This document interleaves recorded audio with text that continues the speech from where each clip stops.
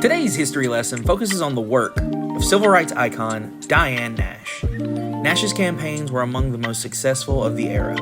Her efforts included the first successful civil rights campaign to integrate lunch counters, specifically in the city of Nashville, the Freedom Riders who desegregated interstate travel, and co-founding the Student Nonviolent Coordinating Committee, also known as the SNCC. She also helped to co-initiate the Alabama Voting Rights Project and working on the Selma Voting Rights Movement. This helped gain congressional passage of the Civil Rights Act of 1965 and the signature of Lyndon Baines Johnson for authorization. This allowed for the federal government to oversee and enforce state practices to ensure that African Americans and other minorities were not prevented from registering and voting.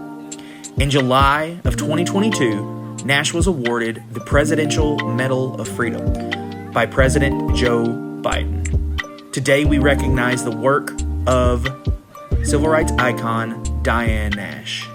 Be sure to hit that follow button for more history lessons.